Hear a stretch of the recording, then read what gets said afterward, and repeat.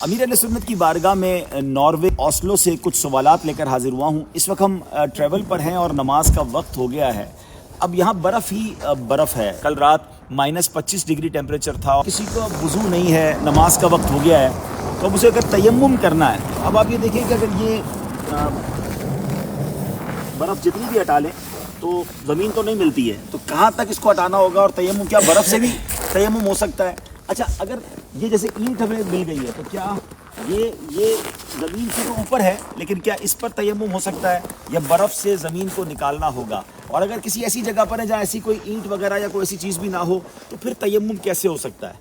اچھا، دوسرا سوال یہ کہ اگر تیمم نہیں ہو سکتا تو کیا اس برف کو اپنے جسم پر مل لیں گے تو کیا وضو ہو جائے گا؟ کیونکہ یہ بھی تو پانی سے ہی برف ہے۔ سوال یہ کہ جب آپ برف پہ نماز پڑھتے ہیں تو اب یہ دیکھیں نیچے اب برف ہے، تو پیشانی کو کتنا دبانا ہوگا کہ زمین کی سختی محسوس ہو؟ کیونکہ جتنا بھی دبائیں ایسا لگتا ہے کہ نیچے برف اور دب رہی ہوتی ہے۔ بعض اوقات جیسے اب یہ ٹیمپریچر اتنا ٹھنڈا ہے کہ اگر یہاں پر پانی تو ہو مگر بہت ٹھنڈا ہو تو کیا اس صورت میں اپنے آپ کو سردی سے بچانے کے لیے تیمم کرنے کی اجازت ہوگی؟ برف سے تیمم تو ہو نہیں سکتا۔ اب اگر پانی نہیں ہے تو پانی پینے کا تو ہوگا نا آپ کے پاس، تو اندر میں تو اس میں وضو کر لیا جائے۔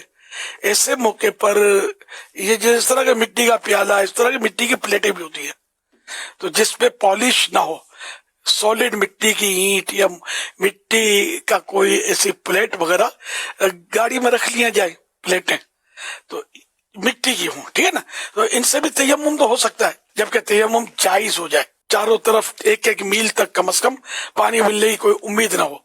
پانی ہو بھی کسی کے پاس تو وہ نہیں دیتا، یا دشمن کا قبضہ ہے یا درندہ ہے کہ پانی کے لیے جائیں گے تو وہ حملہ کر دے گا وغیرہ، کوئی بھی ایسی مجبوری ہو، یا اتنی ٹھنڈک ہے پانی میں کہ پانی نقصان پہنچائے گا، سوال کا حصہ یہ بھی ہے۔ تو ایسی صورتیں ہیں، اور بھی صورتیں جس میں تیمم جائز ہو جاتا ہے۔ تو اب ایسی صورت میں کہ جب نہ پانی ہو نہ زمین ہو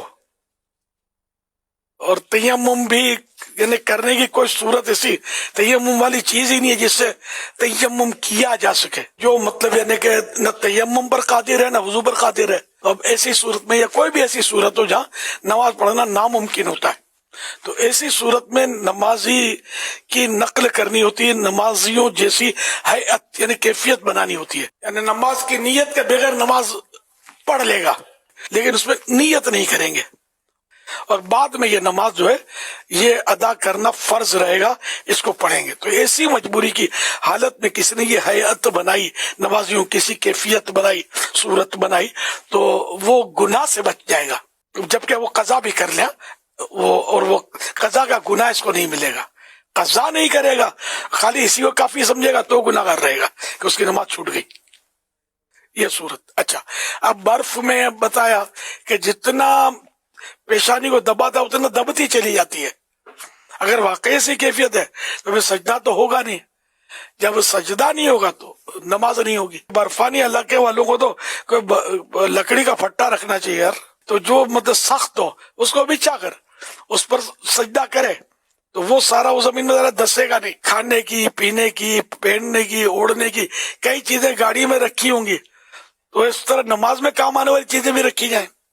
کچھ وضو کا بھی انتظام کر دیا جائے، یعنی پانی بھی ہو، اس میں گرمائش بھی ہو، تاکہ یہ ایسے موقع پر پینا بھی تو پڑتا ہے نا، تو برف تو بندہ پیے گا نہیں، پانی پیے گا، تو انتظام رکھنا چاہیے۔